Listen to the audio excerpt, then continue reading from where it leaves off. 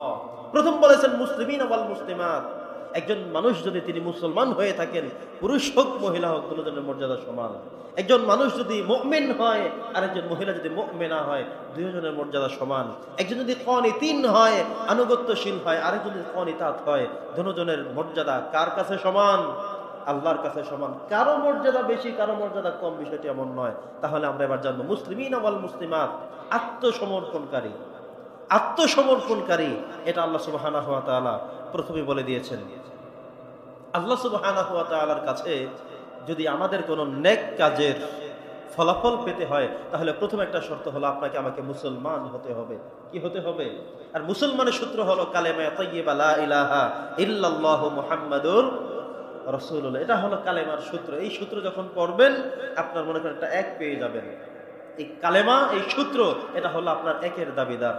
অর্থাৎ আপনি চলে এসেছেন জায়গায়, আপনার আমল নামাটার সাথে সংযুক্ত হয়ে গিয়েছে। ধরুন, আমি আরেকদিনে সম্ভবত বলেছিলাম, একজন বিধর্মী যদি মসজিদে এসে নামাজ পড়ে যায়, তার আমল নামায় কিছু যুক্ত হবে না, শূন্য থেকে যাবে। কারণ তার ইমানটা নাই। কি নাই? ইমান না থাকার কারণে তিনি নামাজ পড়লেও কোনো সওয়াব নাই।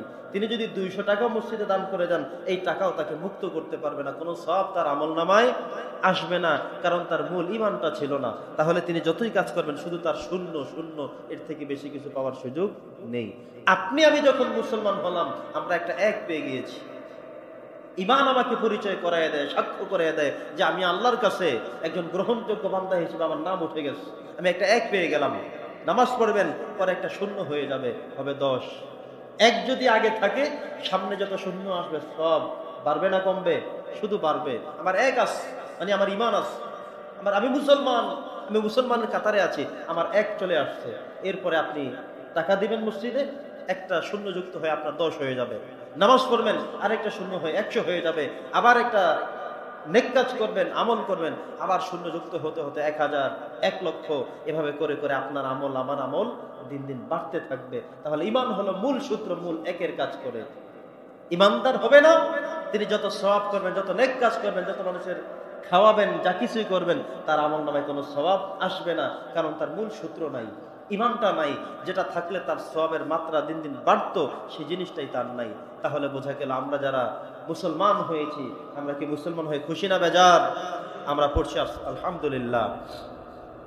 হযরত ইব্রাহিম আলাইহিস সালামকে আল্লাহ সুবহানাহু ওয়া তাআলা বললেন, ইজ ক্বালা লাহু রাব্বুহু আসলিম, হে ইব্রাহিম আপনি আত্মসমর্পণ করেন, আপনি সাইলেন্ট আউট করেন আমি আল্লাহর কাছে। ক্বালা আসলামতু লিরাব্বিল আলামিন, ইব্রাহিম নবীর সাথে সাথে বলল, আমি আল্লাহর কাছে আত্মসমর্পণ করে আমি মুসলমান হয়ে গেলাম। সমস্ত নবীরা মুসলমান ছিলেন। সমস্ত নবীদের জীবনী যদি আপনি খুলে দেখেন, প্রত্যেকেই মুসলমানের জন্য দোয়া করতেন। হযরত ইউসুফ আলাইহিস সালাম আল্লাহর কাছে দোয়া করতেন, হে আল্লাহ তাওয়াফানি মুসলিমা, আমাকে আপনি মুসলমান যেন হয়ে মরতে পারে সেই ব্যবস্থা করেন। ওয়া আলহিকনি বিস সালিহিন, আর আমাকে নেককার বান্দাদের কাতারভুক্ত আপনি করে দেন।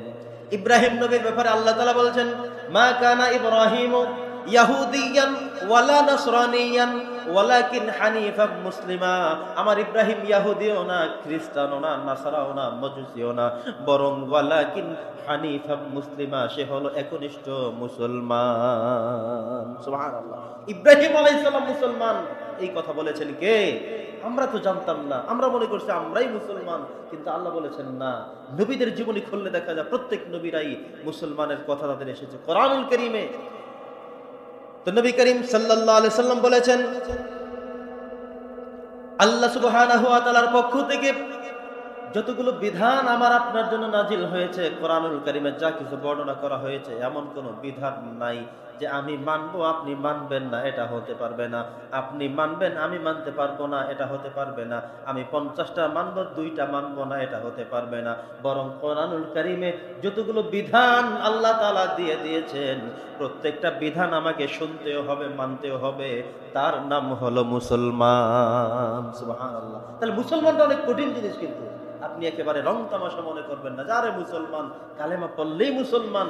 আল্লাহ বলছেন কি, নবী বলছেন কি, যে আল্লাহ তাআলা যতগুলো বিধান দিয়েছেন, এই প্রত্যেকটা বিধান আপনাকে শুনতেও হবে, মানতেও হবে, পালনও করতে হবে। একটা বিধান আপনি অস্বীকার করলে আপনি মুমিন থাকতে পারবেন না। একটা বিধান আপনি পালন না করলে মুসলমানের গণ্ডির মধ্যে থাকার সুযোগ নাই। সুবহানাল্লাহ। ইসলামটা হলো এমন এক ব্যাপ্তি ধর্ম, এমন এক বিশাল ধর্ম, পরিধির ধর্ম, যে আপনি মন চাইলে 3টা মানবেন, 2টা মানবেন না, 10টা মানবেন, 10টা মানবেন না, এটা হতে পারবে না। আপনি মুসলমানের কাতারে থাকতে পারবেন না। মুসলমানের কাতারে আপনাকে থাকতে হলে সব বিধান মানতে হবে। বলতে হবে, আল্লাহ যতগুলো বিধান তুমি দিয়েছো, সামিআনা ওয়া আতানা গফরানাকা রব্বানা ওয়া ইলাইকাল মাসির, যত বিধান তুমি দিয়েছো সবগুলো মানলাম। আতানা, তুমি যা বিধান দিয়েছো আমি সব মেনে নিলাম, সব মানতে হবে। আপনি নামাজ পড়তে পারেন না, ব্যর্থতা আপনার, কিন্তু তাই বলে আপনার এই কথা বলার, এই বক্তব্য দেওয়ার সুযোগ নেই যে নামাজ আমার পক্ষে সম্ভব না, অন্যগুলো সব করবো, নামাজ আমি পড়তে পারবো না, এই কথা বলার সুযোগ আছে? যদি কেউ বলে তার কি ঈমান থাকবে যে ভাই আমি সব করবো কিন্তু রোজা রাখবো না, সব মানতে রাজি, পর্দার বিধান আমারে শিখায়েন না, আমি পর্দার বিধান মানতে পারবো না, আমার পক্ষে মানা সম্ভব না, এটা হতে পারবে না। আল্লাহ তাআলার যতগুলো বিধান, প্রত্যেকটা বিধান আপনাকে শুনতেও হবে, মানতেও হবে, তাইলে আপনার নাম প্রকৃত মুসলমান। কিছু মানবেন, কিছু মানবেন না, এটা হতে পারবে না। তাহলে আল্লাহ তাআলার বিধানগুলো এমন, আপনার খাটুক বা নাই খাটুক, আপনার পছন্দ হোক বা নাই হোক, তবুও মানতে হবে। ঠিক কিনা বলেন?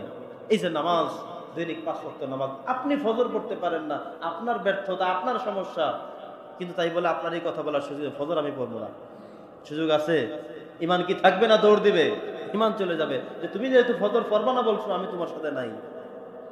যেন প্রত্যেকটা বিধান, হয়তো আপনি একটা বিধান জানেন না, আল্লাহ এভাবে বলছেন, এটা আপনার জানা নাই, আপনি শুনেন নাই, আপনি শুনেছেন, আপনি সাথে সাথে পড়তে হবে সামিআনা ওয়া আতানা, শুনলাম মানলাম, এখন থেকে মেনে চলতে হবে। ঠিক কিনা বলেন?